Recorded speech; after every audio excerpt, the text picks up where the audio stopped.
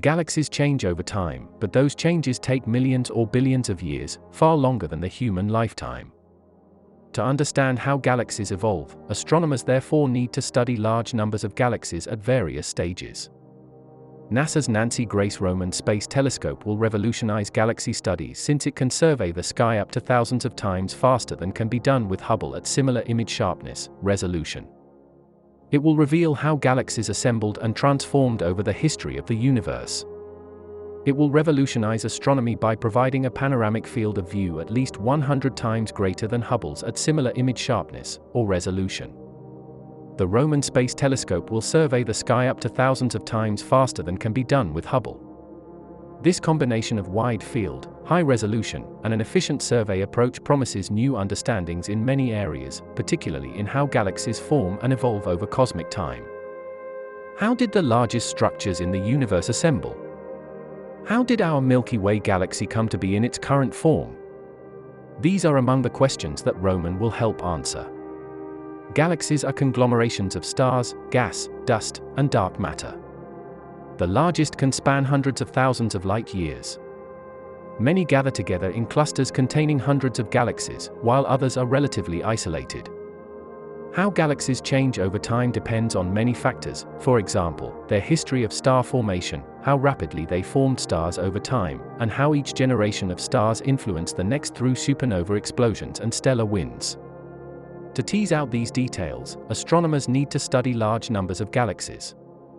While wide-field imaging will be important for galaxy studies, just as important are Roman spectroscopic capabilities. A spectrograph takes light from an object and spreads it into a rainbow of colors known as a spectrum. From this range of colors, astronomers can glean many details otherwise unavailable, like an object's distance or composition.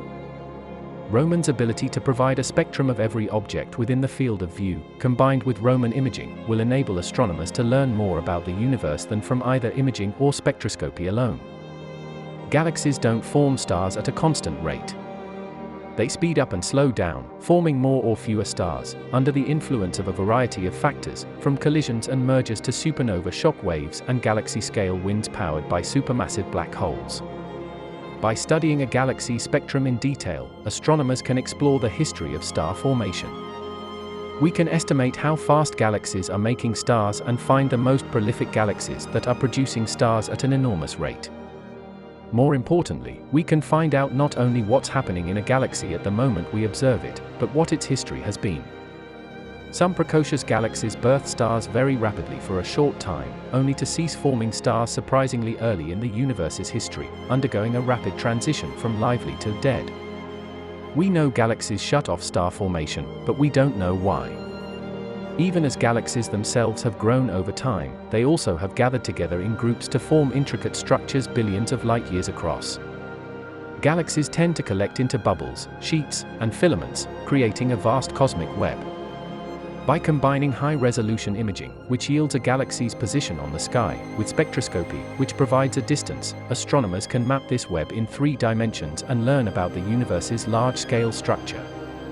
The expansion of the universe stretches light from distant galaxies to longer, redder wavelengths, a phenomenon called redshift. The more distant a galaxy is, the greater its redshift. Roman's infrared detectors are ideal for capturing light from those galaxies. More distant galaxies are also fainter and harder to spot. Combining this with the fact that some galaxy types are rare, you have to search a larger area of the sky with a more sensitive observatory to find the objects that often have the most interesting stories to tell. Astronomers have revealed a vast map of the sky that shows hundreds of thousands of previously unknown galaxies, and accounts for just a tiny percentage of what is waiting to be discovered. Scientists have long been looking to find more about the history of the early universe, by looking deep into space. Distant galaxies allow us to see how the universe was much closer to its beginning, effectively allowing astronomers to look back in time. Our Sun is one of at least 100 billion stars in the Milky Way, a spiral galaxy about 100,000 light-years across. The stars are arranged in a pinwheel pattern with 4 major arms, and we live in one of them, about 2/3 of the way outward from the center. Most of the stars in our galaxy are thought to host their own families of planets. The study of galaxy formation and evolution is concerned with the processes that formed a heterogeneous universe from a homogeneous beginning, the formation of the first galaxies, the way galaxies change over time, and the processes that have generated the variety of structures observed in nearby galaxies. Galaxy formation is hypothesized to occur from structure formation theories, as a result of tiny quantum fluctuations in the aftermath of the Big Bang.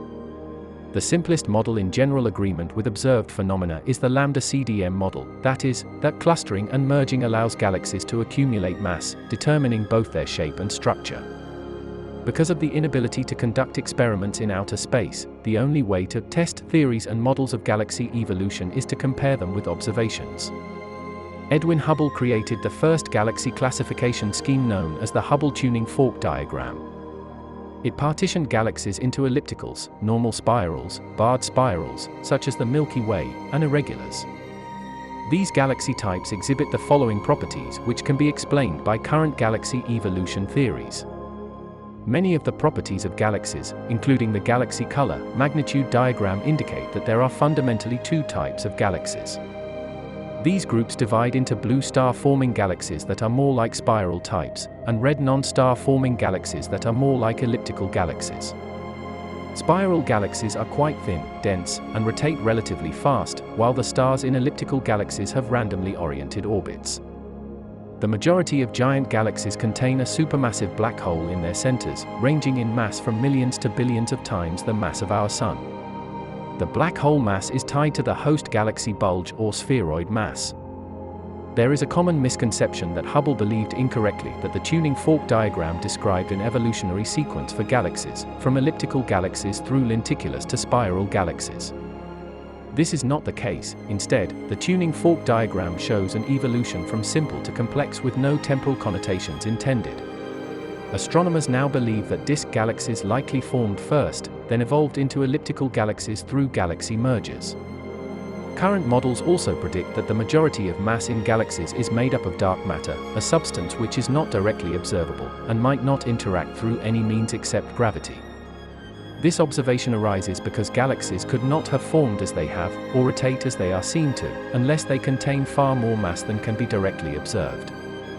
The earliest stage in the evolution of galaxies is the formation. When a galaxy forms, it has a disk shape and is called a spiral galaxy due to spiral-like arm structures located on the disk. More recent theories include the clustering of dark matter halos in the bottom-up process. Instead of large gas clouds collapsing to form a galaxy in which the gas breaks up into smaller clouds, it is proposed that matter started out in these smaller clumps, mass on the order of globular clusters, and then many of these clumps merged to form galaxies, which then were drawn by gravitation to form galaxy clusters. This still results in disk-like distributions of baryonic matter with dark matter forming the halo for all the same reasons as in the top-down theory. Models using this sort of process predict more small galaxies than large ones, which matches observations.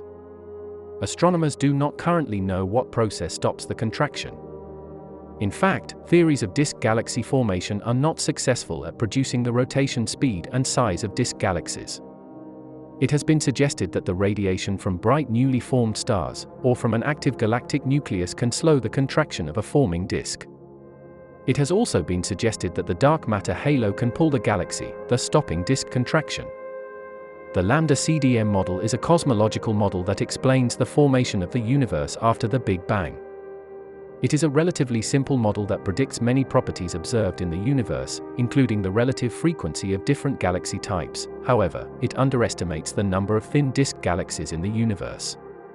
The reason is that these galaxy formation models predict a large number of mergers.